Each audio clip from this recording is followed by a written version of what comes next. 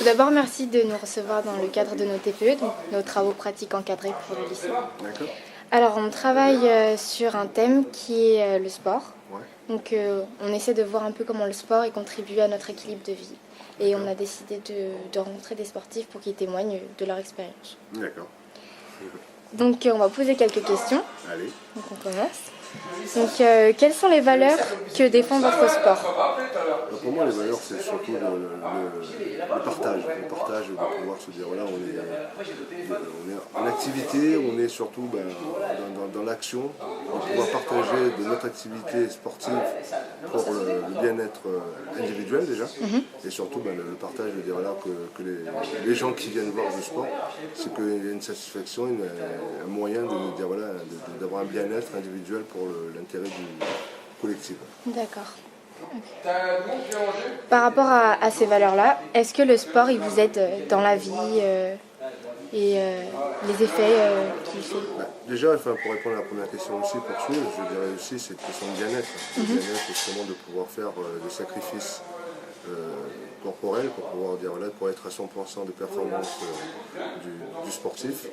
Et en gros, on se dit bon, on se donne les moyens de faire l'effort de faire des efforts physiques pour pouvoir être performant le jour J. Alors je dirais justement, enfin, c'est un bien-être qu'on peut y avoir dans notre investissement de l'effet de faire du sport. D'accord, ok. Pourquoi vous avez choisi de faire de votre sport votre métier? Je dirais que c'est un bien-être individuel.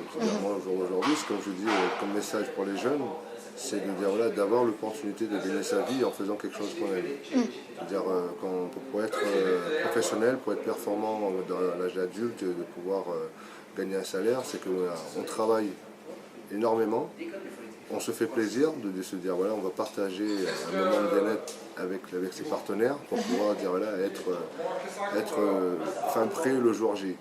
Et contrairement à la plupart des gens qui sont en activité professionnelle, qui se disent voilà, en fait, ils vont aller travailler pour gagner leur vie, nous on dit on va faire quelque chose qu'on aime, par passion, et ça nous permet de gagner notre vie. Oui, d'accord, je vois. Est-ce que quand vous faites un match ou quand vous faites un entraînement, vous vous sentez bien physiquement et aussi après l'entraînement?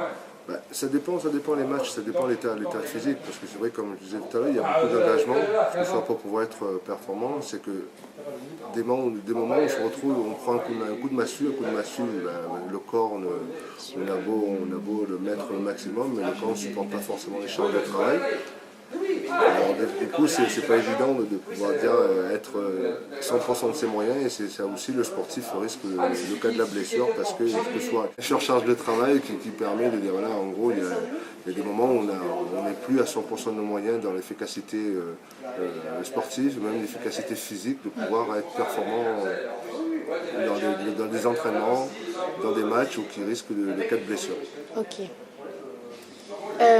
Bien que vous ayez des cas de blessure parfois, ou vous ayez un coup de massue, comme vous dites, lors d'un match où le corps donne trop, est-ce que vous ressentez parfois l'effet des endorphines? Des endorphines. Les endorphines? Oui. C'est quoi ça? Alors en fait, les endorphines, c'est la deuxième partie de notre TPE. C'est une molécule qui se crée dans notre cerveau, en fait. Quand on fait un grand effort, quand le corps a mal, et l'endorphine en fait. Je pense que vous avez tout à fait raison. L'endorphine, comme vous dites, c'est un mot que je découvre, mais c'est peut-être on nous a exprimé sur notre fonction. De dire, voilà, on sait que voilà, c'est un surcharge de travail, que le corps ne peut pas forcément toujours subir les charges trop lourdes qui fait le coup de défaillance physique et qui risque justement de nous pousser à faire des choses mal et des choses où on risque de créer des blessures qui nous handicapent pendant l'activité.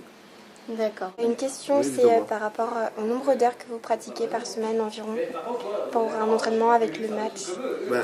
En fait, c'est selon la période de compétition.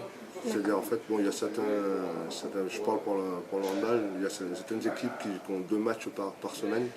Les charges d'entraînement sont un peu moins intenses. Et quand on a un match par semaine, on a plus le temps justement de travailler plus, que ce soit dans la récupération mais justement de mettre une surcharge assez intense pour pouvoir être performant le week-end. Qu'est-ce que ça vous fait quand vous gagnez une finale pour Coupe du Monde ou je sais pas quoi? Je dirais que c'est une grande satisfaction. Satisfaction pourquoi? Parce que comme je disais tout à l'heure, dans le sport, il y a beaucoup de sacrifices. Les sacrifices, c'est justement l'effort qu'on donne dans les entraînements pour pouvoir être performant le week-end et pour pouvoir faire une compétition, que ce soit championnat du monde ou les Jeux Olympiques. On se dit, ben voilà, en fait, il y a une période de préparation, comme je disais, il y a un cycle à suivre.